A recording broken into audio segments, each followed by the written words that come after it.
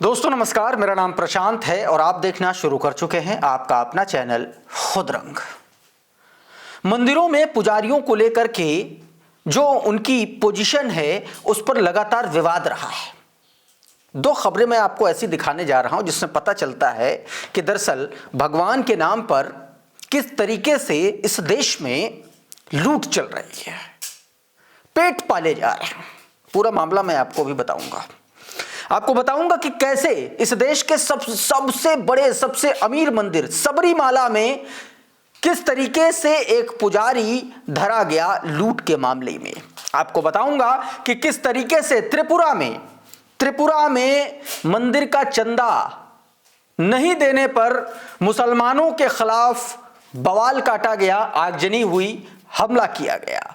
और उत्तर प्रदेश से जुड़ी एक खबर, किस तरीके से मंदिर में घुस करके प्रणाम करके और चोरी को अंजाम दिया गया, वो तस्वीरें भी दिखाऊंगा। और एक तस्वीर और एनएसए अजीत डोभाल से जुड़ी हुई। अजीत डोभाल ने बीते दिनों एक मंदिरों को लेकर के बयान दिया और कहा कि मंदिर बहुत लूटे गए हैं और वीरों जाग जाओ, जवानों जाग जाओ, इस तरीके से उन्होंने बयान दिया। लेकिन उस बयान के पीछे उनका सच मैं बताऊंगा, सब कुछ बताऊंगा। लेकिन सबसे पहले इस खबर को देखिए। सोना चोरी मामले में मुख्य पुजारी ही निकला आरोपी।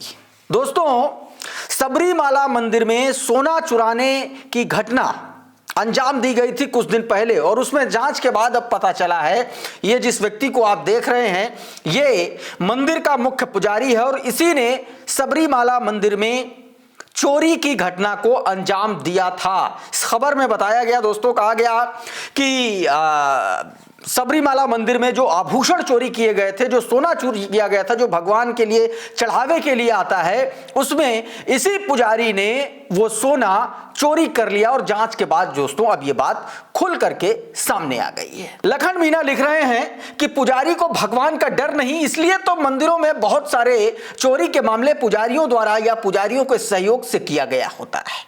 इनके लिए काल्पनिक भगवान सिर्फ एक धंधा है।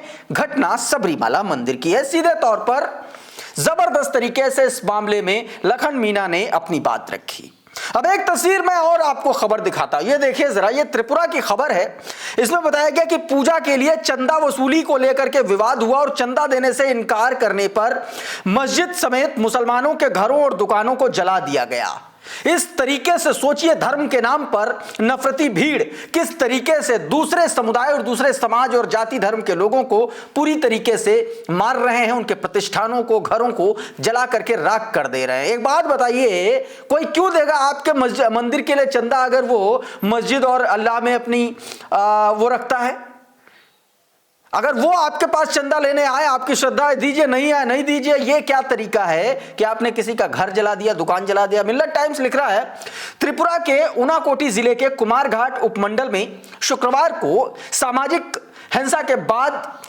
हिंसा के बाद प्रशासन ने निषेधाज्ञा लगा दी। फटिकराय थाना क्षेत्र के सायद्रपाड़ा शिपुलतला इलाके में एक मस्जिद और मुस्लिम समुदाय के कई घरों और दुकानों में आग लगा दी गई। पुलिस के मुताबिक भैरव मेला से पहले पूजा चंदा वसूली के लिए विवाद हुआ।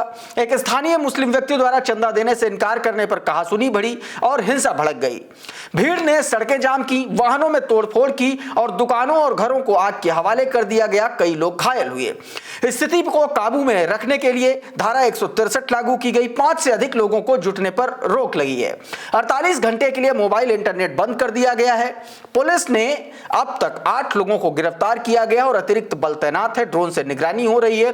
प्रशासन ने शांति बनाए रखने के लिए और अफवाह न फैलाने की अपील की। यह बात कहेगी।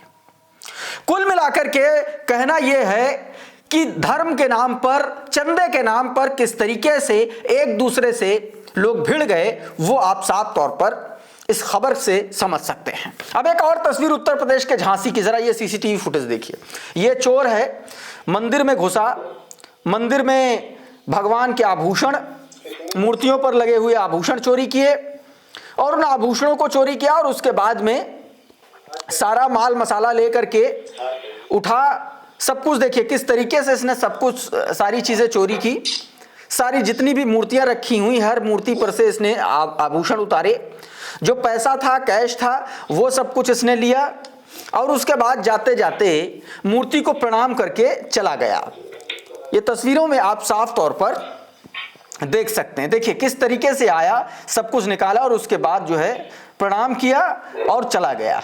इस तरीके से खुलेआम मंदिर में चोरी हुई। बात मंदिरों की चली है तो एक खबर मैं और आपको दिखा देना चाहता हूं। बीते दिनों अजीत डोभाल ने एक बयान दिया था जिसमें उन्होंने कहा था कि मंदिरों को लूटा गया है और एक तरीके से भड़काने के लिए या यूं कहें कि लोगों को बताने के लिए ये कहा कि अब जाग जाओ, अब हमला नहीं होगा। लेकिन उसका सच ट्विटर हैंडल पर सोशल मीडिया इन्फ्लुएंसर ने जारी किया है।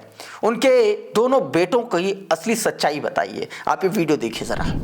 National security adviser Ajit Doval ने मुंह चलाया और बोला कि मंदिर लूटे गए हैं, अब हमें बदला लेना पड़ेगा, जवान जाग जाइए, आपके अंदर आग होनी चाहिए। तो भाई उनके 2 पुत्र जवान पुत्र हैं जो विवेक जी हैं, वो इस्लामिक कंट्री सऊदी अरेबिया में बिजनेस करते हैं। अरे सऊदी अरब से लेकर सिंगापुर तक उनका बिजनेस चल रहा है और उनका बिजनेस पार्टनर सऊदी अरब से है, इस्लामिक कंट्री से है।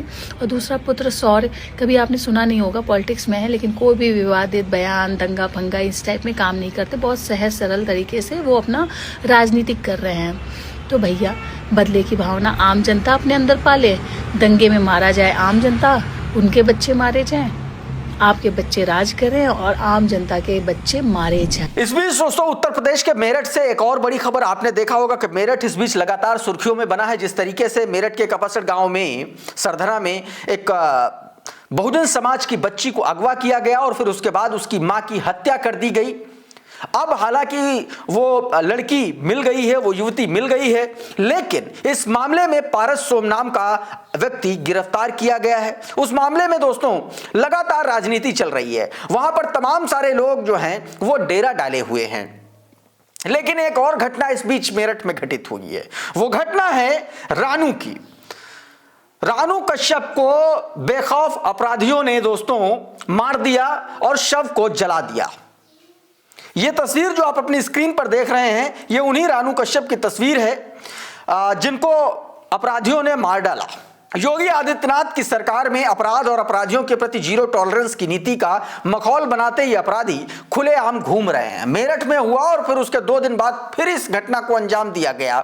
ऐसे में आप अंदाजा लगा सकते हैं कि दलित, शोषित, वंचित और पिछड़ों के खिलाफ किस तरीके से एक सामूहिक और सुनियोजित तरीके से अत्याचार का एक पूरा का पूरा गेम प्लान चल रहा है। मायावती जी ने इस पर ट्वीट किया और लिखा कि यूपी के मेरठ के सरधना क्षेत्र में ही पिछड़े वर्ग से कश्यप समाज के एक युवक को जला करके मार देने की अति क्रूर और शर्मनाक घटना की जितनी भर्त्सना की जाए वो कम है।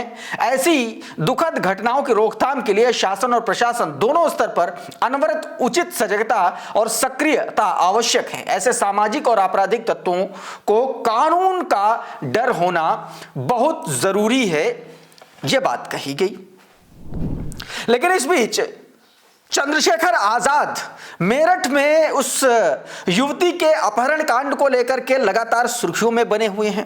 चंद्रशेखर आजाद से जुड़ा मैंने कल भी एक वीडियो किया था और आज भी एक वीडियो किया। चंद्रशेखर आजाद, हालांकि ये अच्छी चीज है कि कोई व्यक्ति है जो अपने समाज के लिए खड़ा है। बहुजन समाज पार्टी के तमाम सारे नेता वहां पर अभी भी डेरा डाले हुए हैं, भीम आर्मी के लोग भी बताए जा रहे हैं। लेकिन इस बीच चंद्रशेखर आजाद का जो एक बयान आया, जो वीडियो सामने आया और उस पर जिस तरीके से उन्होंने चुप्पी साधी, उस पर भी अब सवाल खड़े हो रहे हैं। दोस्तों, पत्रकारों ने चंद्रशेखर आजाद से संगीत सोम के उस बयान को आधार बनाकर के सवाल पूछा जिसमें संगीत सोम ने कहा था कि पीड़ित परिवार को आर्थिक मदद की गई है, आरोपी को जेल भेज दिया गया है, अब यहां पर राजनीति करने के लिए नहीं आना चाहिए। खैर, संगीत सोम वैसे भी एक नंबर के नफरत फैलाने वाले भाजपा के नेता हैं, आपने देखा होगा लगातार। लेकिन इसी बयान पर पत्रकारों का काम होता है सवाल करना। पत्रकारों ने सवाल किया कि संगीत सोम ये कह रहे हैं आप राजनीति करने जा रहे हैं, और उस पर चंद्रशेखर आजाद का कोई जवाब नहीं देना सवाल उठा रहा है। क्या कुछ वार्तालाप हुआ, ये वीडियो देखिए। तो संगीत सोम कह रहे हैं आर्थिक मदद दे दिए और न्याय के लिए हम खुद यहाँ बैठे हुए हैं, अब किसी को यहाँ आने की जरूरत नहीं है, राजनीति करने की जरूरत नहीं है। तो क्या आप राजनीति करने वहाँ जा रहे हैं? ठीक है, और कुछ कहना? आप भी कोई मदद करेंगे पीड़ित की? और कुछ कहना? मैं तो जानना चाह रहा हूँ आपसे, कहना नहीं मैं जो कुछ जवाब देना होगा ना वो प्रशासन से बात करके दे दूंगा। अब इस पर दवे पोर्टर नाम का एक ट्विटर हैंडल है, वो लिख रहे हैं कि पत्रकार, मतलब पत्रकार कह रहे हैं क्या आप राजनीति करने जा रहे हैं? चंद्रशेखर लिख रहे हैं मुंह बंद। पत्रकार कह रहा है क्या आप कोई आर्थिक मदद करने जा रहे हैं? चंद्रशेखर का मुंह बंद। ये उन्होंने बाकायदा अपने ट्वीट में लिखा है। अंत में कहता है कि मुझे कुछ जवाब देना होगा, प्रशासन से बात करके दूंगा। अब ये प्रशासन से बात करके जवाब देंगे भाजपा के वीर हनुमान हैं चंदू। सीधे तौर पर यह बात, यह आरोप लगाया गया कि भारतीय जनता पार्टी के वीर हनुमान हैं। वीर हनुमान से दोस्तों बात चली है तो आपको वो वीडियो याद होगा जिसमें भारतीय जनता पार्टी के बड़े नेता और मंत्री गिरिराज सिंह चंद्रशेखर आजाद के कंधे पर हाथ रखते हुए वीर हनुमान कहते हुए नजर आए थे। वो शायद आपको वीडियो भी बहुत अच्छी तरीके से याद होगा। खैर, आरोपों प्रत्यारोपों के बीच में एक सच वो ये है कि इस उत्तर प्रदेश में जिस तरीके से दलित शोषित वंचित समाज के ऊपर अत्याचार की घटनाओं में इजाफा हुआ है, यह किसी से छिपा नहीं है। आने वाले वक्त में यह देखना होगा कि उत्तर प्रदेश में चूंकि चुनाव भी 2027 में और उससे पहले अगर इस तरीके की घटनाओं का इजाफा होता है तो योगी आदित्यनाथ की सरकार इस पर किस तरीके से एक्शन लेती है। दोस्तों, इस वीडियो में बहरहाल इतना ही। बहुत बहुत शुक्रिया, बहुत बहुत धन्यवाद। आप जुड़े रहिए आपके अपने चैनल खुदरंग के साथ। नमस्कार।